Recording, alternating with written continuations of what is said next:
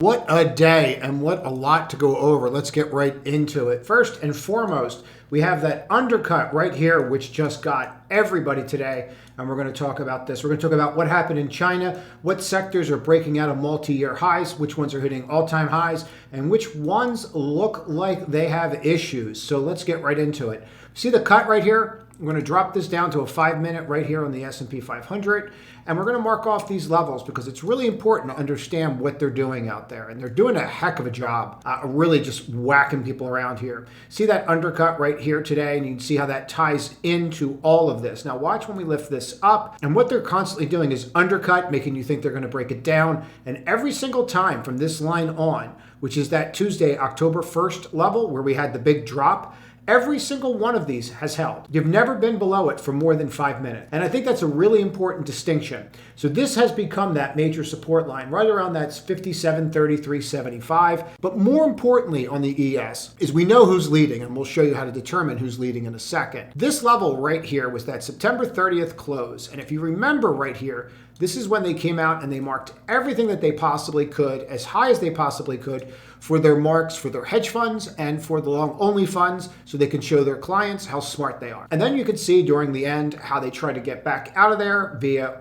here on Tuesday, here again, and then eventually what happened when the market opened, it was dump on retail that just thought we were about to break out, but you're holding that level. Now that's a really important distinction if you go through here. You never really made that lower low in here off those 5 minutes that you sure tried, but you never really were able to. And that brings us to today. Now, you look at this today and go, well, we didn't really go anywhere. You did with the leaders, and we're going to talk about this. So you kind of are setting up here to push. Now, the problem that you're running into most with the ES is the percentage breakdown. And for example, let me walk you through this. So for example, energy is a large component of the ES. I think you're right around the high teens right now. And look at what's happening. We're breaking down, and people are trying to figure out why. Why are we breaking down? There's a couple things going on here with energy. Number one, we're going up sometimes because we're like, oh, we're gonna have a big war, okay, and they're gonna go after Iran, all right, and then we rally up, or it's the hurricane and we rally up, and then all of a sudden over here it's Saudi Arabia is going to dump all their oil on the market, okay. So they have us extremely bifurcated with opinions here. And what's happening with oil and energy in particular, if you take a look here, and then you start taking a look at this, for example, these higher highs that you keep hitting. See what's happening here? See how you're broadening out? This is people just getting torn up. Oh, we're buying the breakout, and then it fails. We're buying the next breakout, it fails. Well, this breakout's clearly gonna go, and then it fails. Oh, we better short, better get out of the way. So what happens, you're getting these extreme moves and this megaphone pattern. How this ends is anyone's guess, but that's what you're starting to get here. This can lead to extreme volatility, and that's what's going to hold the ES back. That's really going to hold the S&P 500 back. Right now, my opinion on energy and listening to the community and what's going on out there in your comments, so please keep the comments coming, especially on this one. It's going to be really opinionated. And I'm really curious what you guys think about some of these things. But if you go out here and you take a look at the XLF, you're just straight up. Right? So, okay, how about XLK? So what we're doing is looking at the big leading ones. Well, you're holding, but you're still not over that level, right? So we always talk about this CTA sell zone, and we can see that XLK is still not over. Microsoft looks like not good. I'm not going to say dumpster fire, but it's not good, right? So then we know what names are in here that are leading. We have the NVIDIAs that we're clearly going to go over today. We're going to talk about this massive multi-year pendant that's broken out today. We'll get to that, and we'll get to Apple as well, and the fact that it didn't move on good news, and we can talk about Microsoft, and does it deserve dumpster with a bunch of raccoons floating down the river status? I don't think we're there, but we can all agree on one thing. It's not really leading, right? We're not really feeling that lead from XLK. So then we start drilling into some of the others, and so you start looking at XLC, and you're seeing, well, we're kind of breaking out, and then we pulled back a little bit. That's kind of leading. Take a look here. IGV broke out today. No one's even paying attention to this. No one's even looking at this sector. IGV right here, you have multi-year highs. So all of a sudden, tech software is breaking out. And there was a couple really good comments today. PANW, really good comment from Goldman today talking about how their earnings are probably being underweighted, some new product lines. And you're seeing this push. Take a look at this. And what we're seeing is not the best, but you are seeing a break above some of these levels. This is how the volume profile that I use, and it's got different things in there. You can see which ones pop out, pop over. The cleanest way to use this, guys, I get asked this all the time. I have no problem sharing it, but the cleanest way to use this is just, I use a 50 down here, okay? And you use what you're comfortable with. Some people would rather see a 20. I want less, not more. And what this is telling me in this consolidation right here, down between the 12, 22, and 55, that's what I use. You should use what you're comfortable with. And then what I'm looking for is I'm looking for a follow-through day tomorrow. But are we going to get that? Well, let's take a look at what parts of these sectors are breaking out. So now tried to break out and failed. How about Oracle? Oracle broke out. Oracle hit all-time highs. So if we're looking for the space that's breaking out, if we're looking for the name that's telling us that we're going to go higher, if we're looking for that leading sector, you're staring at it. Now the question is, does that get legs? Because we don't have the volume. And this is where it gets interesting because everybody's been looking at China and everyone keeps waiting for China to come around. You may want to watch this at 9:15. I mentioned this last night to people Eastern Standard Time, 9:15. I said that when this opens, you're probably going to see some selling because this was their golden week and then it was over. That's why China actually sold down today. What's interesting is that the pressure was there all day, except at the end of the day, and we're going to talk about that as well. And if you struggled today, you're not alone. Today was very, very difficult because you have a change in trend, and we're going to talk about that change in trend in a second. But you can see from 9:20 all through the evening, you just dropped and felt like a stone, tries to rally, can't get over that key level, and then you go from there. Now, so what we want to do is just watch these levels, and then you see how we can't break them down, but we also didn't break this level right here, and I think that's very important. Now, if you take a look at what that level is coming all the way across, what you'll note, if you drop right here, you can see right here, 29th, you can see the lifts, 30, 31. So what we did was just encapsulate under where the index was right on the first. Now, what's interesting about this, to me anyway, here really is that first opening. This is where people were actually able to open or close before this all started. Actually, it's really right down here. Let's use that little move. And so you can see that level became an area of interest, right? So all these people were not able to participate in this if they owned A shares, meaning on mainland China. Well, once they were able to last night, they couldn't get out fast enough. And we're seeing that follow through. And this led to something really interesting today. So if you take a look at ASHR, which is A shares. So if you don't know what this is, A shares, right? It's not rocket science. And what this is these are the A shares or mainland China versus FXI, which is going to be more the H shares. All right, so stay with me. So what we're going to do is we're going to look at the A shares and we're going to clean all this off for a second. And you're going to see this huge drop down. Now they're able to sell in here from mainland China, and this is what we come into in the morning. And what we did was we actually rallied at the end of the day, but there was this huge discrepancy that happened, and I think it's important to look at this. So we take a look at this in regards to the Qs, and then we drop this down into line form. You're going to note something. We sold down all day. All day long we sold down, and I think that's really important for us to note. So if we look at this, very careful, all day long, this sold down, and this outperformed. And it's not really hard to see. If you look from the zero line over, you can see it. Now, at the last part of the day, you tried to rally, but that could be short covering or that could just be institutions. Nevertheless, outperformance was the Nasdaq. So what we're starting to see is I think we're getting out of those names, and I think they're going into the US because they didn't get the stimulus they want. Now, we can argue that stimulus and whether or not it's coming at another time, but the Nasdaq did something here, and the Nasdaq is leading. And to be clear, you want the Nasdaq to lead. But here is that key level that we keep talking about. And that is the end of the third quarter and the beginning of the first quarter. Now, if you put your I'm a hedge fund manager or long only portfolio manager cap on, and you understand that this level right here, okay, if I sell and the market goes down and I'm in cash and I've sold here, then everything under here is what? I'm doing better just by being in cash from this level on. Everything under here, you're better off. Did you want to be long the market or do you want to be in cash? You'd want to be in cash if you knew this was where you were at. Once you flip that demarcation line, and you can see the test throughout here, here. Well, now it's a different story. Now you're in cash and now you're outperforming. You're getting outperformed. You're not going to want that. So flipping this line is significant. This is a change in trend. It's very, very clear. Now, you can see this change in trend when we do a comparison chart in a second here. But what we want to do is understand what they're thinking. One of the things that I tend to do and I try to get people to understand is if you put a cap on and you think like the people that you're playing against, you'll start to understand it. We did this exactly with the China trade. It was very clear that you were going to see China sell down at some point. And the reason for that was really simple, because they're going to want to lock in the profits. Imagine being in a runaway bull market in the Nasdaq and you're not able to sell. And then what are you going to do when it opens? You're going to sell. And that you can't blame them for doing it. It's kind of silly the way that they did it. But nonetheless, now that you're above this, you need to watch this level very, very closely. They gave indication after indication. Let's close all this off. But they gave indication after indication that they were going to break us down. They tried repeatedly. And when you see this and you see the failed breaks over and over and over again, like you do here, okay? See these breaks? Then the rallies, then it tries to break.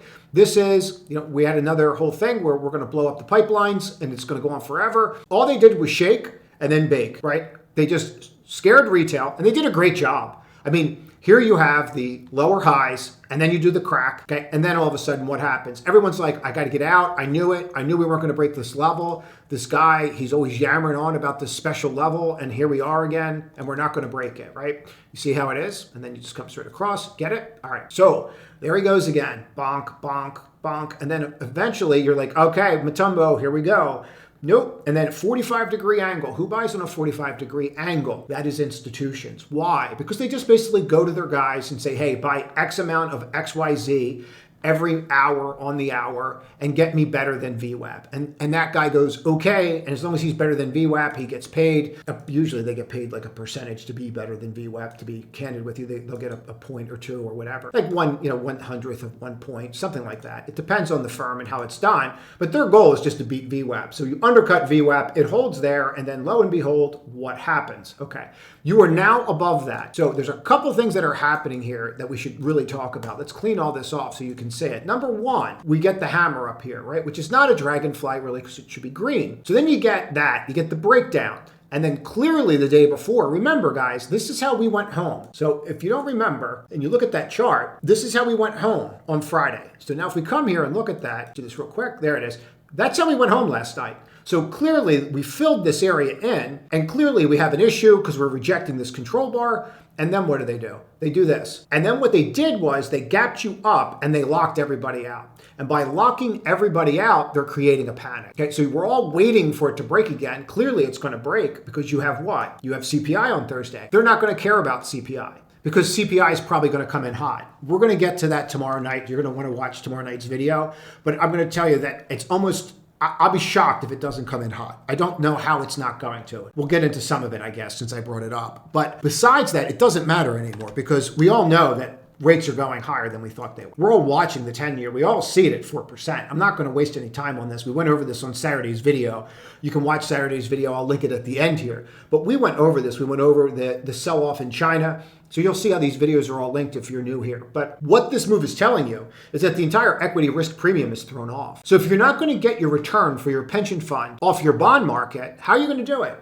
If the yields go higher, right? Well, you're going to sell equities. Okay, so where are you going to put that money? Well, you're going to start looking for some of the small caps, but then after a while, you're going to say, you know what, we need growth. And that's exactly what's happening here. So what they're doing is they're going to look for growth. They thought they might get it here, and then they get completely destroyed. Now you have to understand this from a portfolio manager view. You put this trade on, you leave this trade on, you've been in this trade a week, and now you're probably on average below. Okay, so again, if you were to look at something like ASHR, or let's just take something as simplistic as FXI. And these are really important concepts to get, because once you get these concepts, your life gets a lot easier. So, and what you're trying to do is you're just trying to figure out where everybody is. So we had some stimulus on the 24th, but the real stimulus was the 26th. And so then you come here and you look at that and go, okay, well, that's really the stimulus that I want to focus on from here over. And then you start looking at these areas of interest and you realize that that's the volume profile high.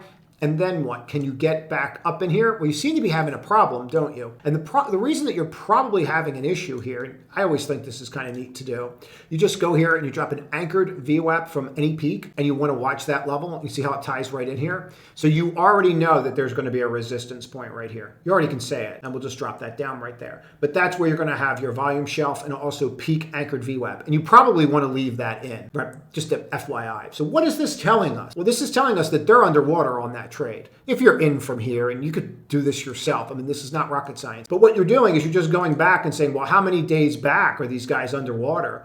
And you're like, oh, okay, well, geez, they're really far back. Like, none of those guys are up. The average cost on these guys that are in is here. That's their average cost for everything they bought here. And then you just keep going through it and say, well, how about here? No, still here. How about here? See what's happening? It's dropping, but the average weighted price of buying the FXI, you can see, is what? It's dropping, but look how far back you have to go to see where these people would have gotten out of that price. You're talking about a bunch of people that bought here. Not a lot of funds bought here. So the majority of people, by doing what we just did, you might want to watch that again, we understand that the majority of these people are all underwater. Even though it says that everybody owns here, what it's telling you is that the most is owned here on the 26th. But the volume weighted average of when they're averaging into the trade is going up as it's going up. But you have to go all the way to the 26th and you're still under, which means that you'd have to go back to the 24th just to find people that are break even with what happened today.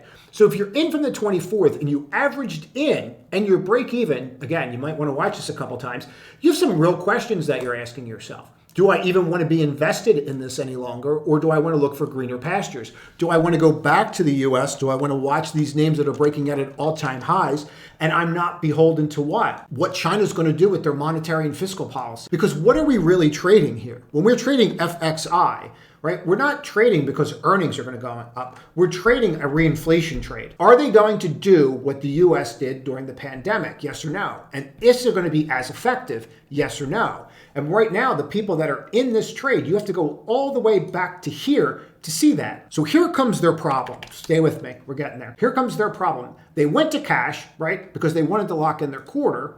And then after they went to cash, here, they're feeling really good about themselves.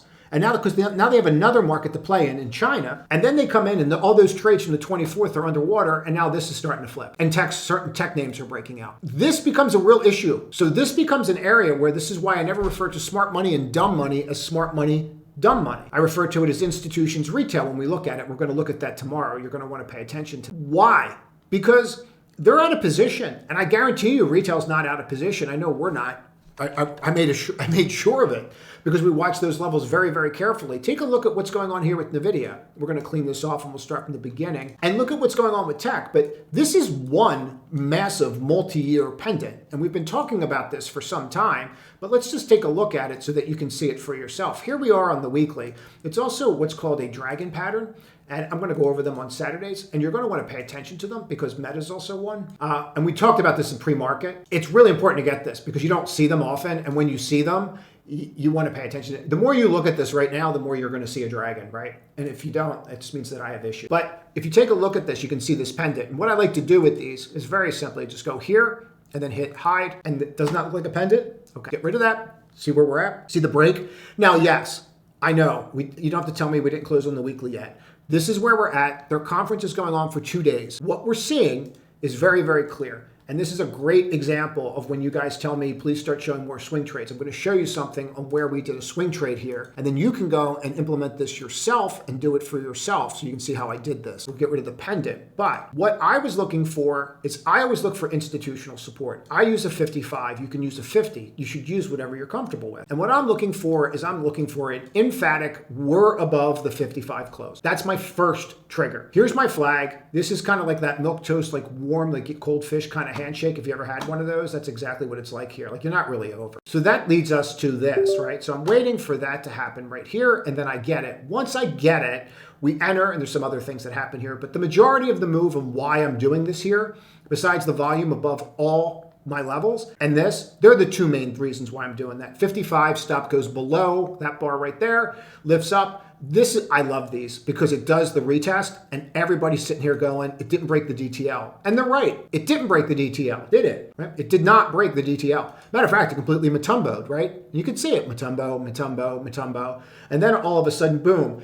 These are the best trades, and I'll show you why. Whenever you have a level like this, you have the rejection, you always watch the retest. See how you open right here? You're going to want to pay attention to this part of this. See how you open right here? See how you undercut? And all it does is what? Just steal from everybody right there, right? And then they rip it back off the open, and then they go here. This is where we added calls. So we added calls out to November, or I showed everyone added calls. Everyone has to make their own decision. We added calls out to November 15th and now the 22nd, like the 110s, 115s, and they're easily, they're well over doubles. But the point of this is that was the trigger, not this, not here, right? This is where, retail buys and all the people on Twitter will be putting their charts out there going, look, it broke the head and shoulders. And it did, but I don't need them. I don't need here, I need here. If I'm buying where everybody else is, I don't understand where my edge is. I don't have one. So what you're doing is you're getting in here and then you're seeing if it's gonna work. And sometimes it works, guys, and shocker, sometimes it doesn't. But so nobody's perfect. And very few people are even close to doing 50% or 55%, despite what they say. So when you see this kind of stuff and you see these breakouts,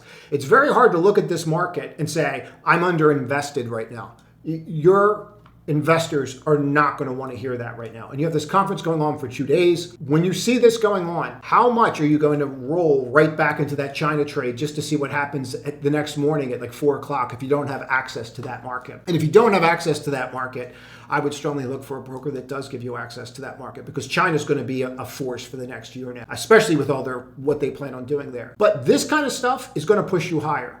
If you start seeing this and it starts rolling over into the stocks and we start seeing more of this kind of behavior in the stocks, which quite frankly, we're really not seeing. You're not seeing the follow through yet. And that's what we want to do. We need to see more names, and we're not seeing them yet. You're looking at Apple, you're looking at Microsoft. They don't look great.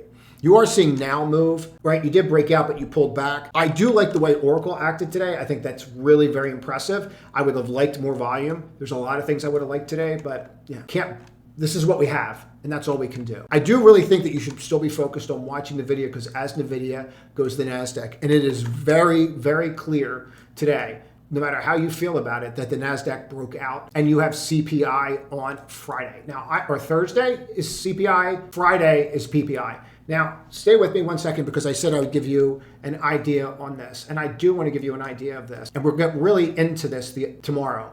But if I go to September and I go here and I mark off when this September period, just on oil from where you're at here, and we go all the way to September 30th, okay?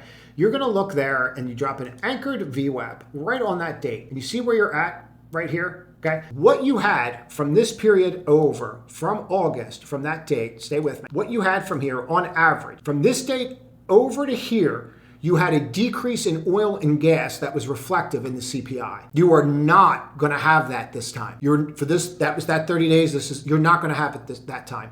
And tomorrow we'll go through gas and some of the other signs that are very clear that you're probably going to have what I will refer to as a high or hot CPI. Now, the good thing about this is that they box themselves into a corner, because they really can't go out there and do anything about it, which just means we might be looking at somewhat of a re-inflation trade in the US. We'll talk more about that tomorrow. That is it.